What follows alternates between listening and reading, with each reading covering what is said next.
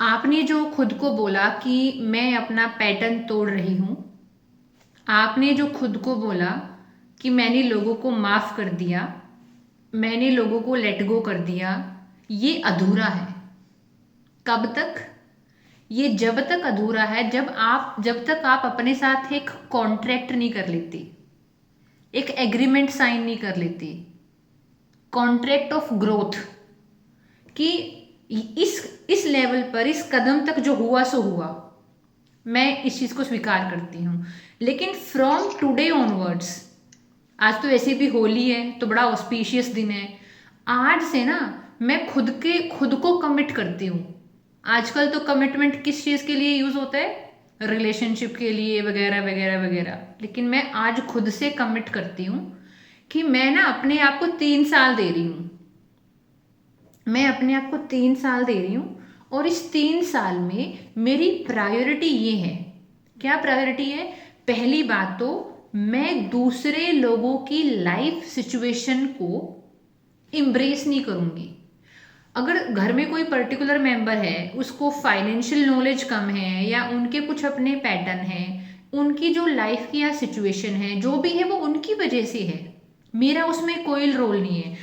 और देखो, मान लीजिए किसी के घर पे 20 लाख का कर्ज है, अगर वो 20 लाख है ना 22 में कन्वर्ट हो गया तो कोई बहुत बड़ी बात नहीं है। 20 22 में कन्वर्ट हो गया, इसका मतलब क्या है? खुद में इन्वेस्टमेंट करना। पता है क्या है? आज के 10 साल के बाद है ना, किसी को याद नहीं आएगा कौन से बच्चे ने कम खर्चा करवाया था, कौन से बच्चे ने ज्यादा खर्चा करवाया था, किसने कौन सा कोर्स खरीदा था, किसने कौन सी कोचिंग करी थी, कौन सी टेस्ट सीरीज करी थी। आज के 10 साल के बाद बहुत कुछ बदल चुका होगा। लेकिन आज जो आप चूज करोगे ना अपने लिए, आज जो आप अपने लिए चुनाव करोगे, उसके आधार पर आपका फ्यूचर बनेगा। पता है, हमको ना स्पेसिफिकली लड़कियों को या मिडिल क्लास फैमिली में हम लोग है ना अपनी ग्रोथ को लेकर प्रायोरिटाइज ही नहीं करते, हमको जिद करनी ही नहीं आती।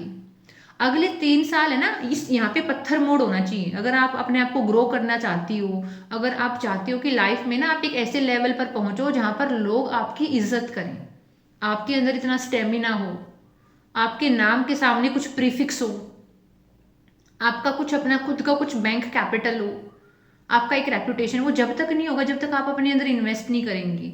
लेकिन पता है क्या है, हमारे घरों में माहौल ही नहीं होता कि हमको ये सिखाया जाए कि भाई सब चीज़ों को साइड करो, तुम्हारा ये काम है, तुम ये काम करो। हम है ना इनविजिबल होकर सर्विस कर रहे हैं परिवार की, चाहे वो 5 बार गेट खोलना हो, चाहे घर में लड़ाई झगड़ा ना हो तो खुद वो रोल प्ले कर देंगे। लेकिन पता है क्या है अनामिका, मैं इस चीज़ को अप्रिशिएट करूंगी।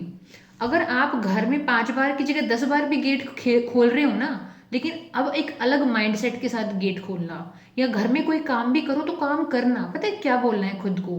मुझे चाहिए 3 साल, 3 साल के लिए मुझको चाहिए शांति, ये शायद मेरी पर्सनल पीस की कॉस्ट है। अगर इस घर में, इस परिवार में, इस पूरे इन्वायरमेंट में मेरे को शांति से अपना काम करना है तो उसकी कंडीशन ये है कि घर में कम से कम लड़ाई झगड़े हों।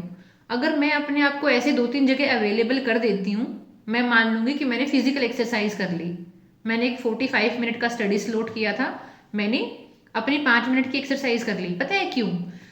अगर कोई देश समझदार होता है ना, कोई कंट्री समझदार होती है, वो 4 बॉर्डर पे लड़ाई नहीं लड़ती। अगर इंडिया पाकिस्तान का युद्ध चल रहा है तो इंडिया कभी भी बांग्लादेश के साथ या चाइना के साथ युद्ध नहीं करेगा।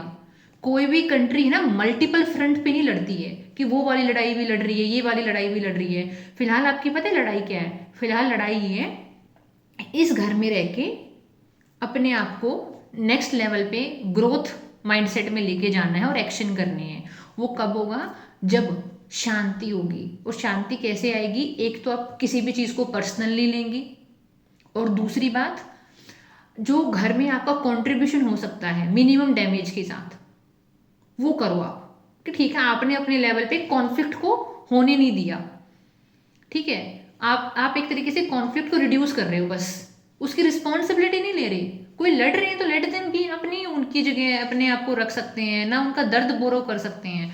मेरे ना एक टीचर रहे हैं, सोनू सर बोलते थे हम उनको।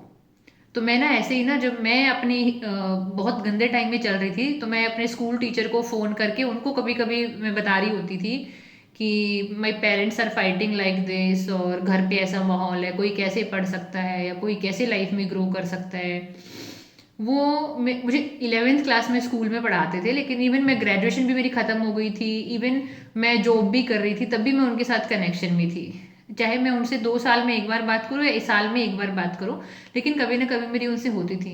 उन्होंने पता है मेरे को क्या बोला, बेटा तुम प्रधानमंत्री भी बन जाओगे ना तो भी ये लोग लड़ेंगे आपस में, मम्मी और पापा।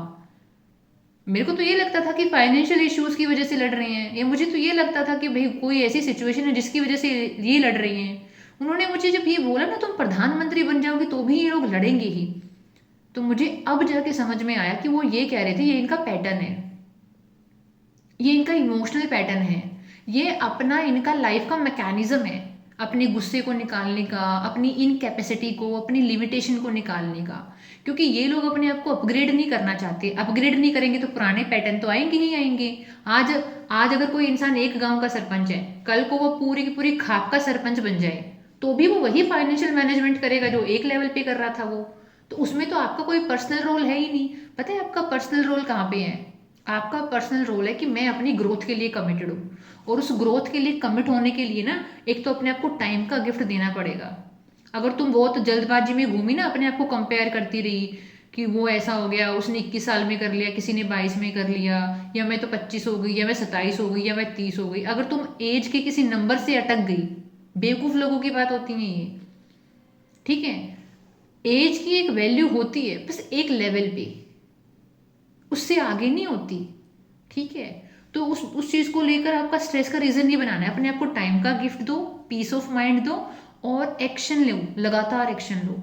इवन कंपटीशन की भी तैयारी कर रहे हो ना, तो इतना कॉम्प्रिहेंसिवली होकर अपना काम करो ना कि ये नहीं है कि ये एग्ज़ाम निकालना है, अपनी चीज़ें इतनी अच्छी करनी है कि आज के 1 साल के बाद, या अभी भी 2 महीने बाद, 4 महीने बाद, 1 साल बाद, जहाँ पर भी अपीयर हो रही हो ना, मुझे वहाँ से ग्रीन फ्लैग चाहिए। ये मेरी पर्सनल कमिटमेंट है, ठीक है। क्योंकि I have nothing to lose. आपके पास कुछ नहीं है लूज करने के लिए। कल को शादी भी करोगे तो शादी तो रिस्पॉन्सिबिलिटी है, वहां पे तो बहुत सारी चीजें हैं। कोई फेरी टेल थोड़ी है, कोई बॉलीवुड की मूवी थोड़ी चल रही है। यहाँ पे कितने शादीशुदा लोग बैठे हैं, पूछो इनसे कितने लड्डू खा रहे हैं।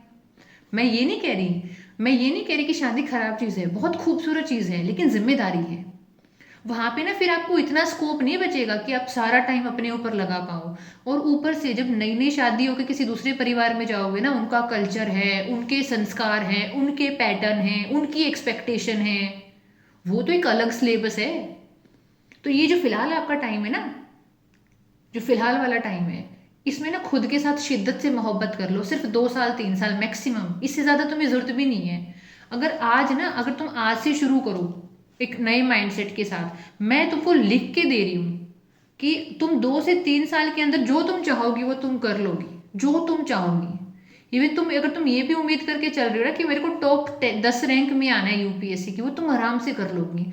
टाइम देने से मत घबराना खुद को, और अपने आप को ना अपग्रेड करते रहना। और देख, घर घर के तेरे को कुछ भी करना हो, बढ़िया कपड़े खरीद। मैं नहीं कह रही तू ब्रांडेड खरीद, लेकिन ऐसे कपड़े नहीं पहने जो कॉन्फिडेंस नहीं दे रही।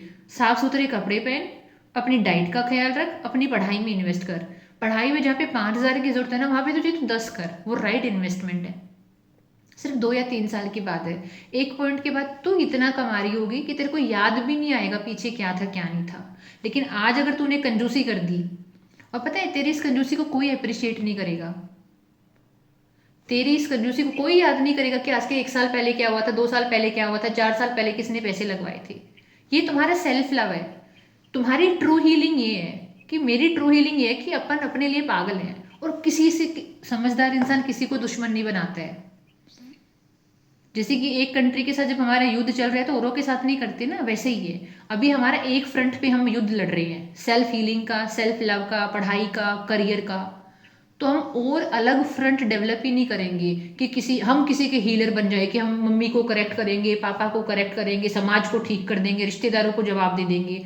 अगर अगर अगले 3 साल रिश्तेदार मुंह पे बेवकूफ बोले ना, तो बोल दो कि हाँ हम हैं, आप सही कह रहे हो, बस। क्योंकि हमको पता है हमारी रियलिटी। उलझना नहीं है। जहां पर भी ये सींग उलझाए वहां पर एनर्जी ड्रेन होनी शुरू हो जाएगी। जहां पर भी सींग उलझाए तो उलझाने ही नहीं है ना, हमको किसी को करेक्ट करना है। हम किसी के हीलर है ही नहीं भाई।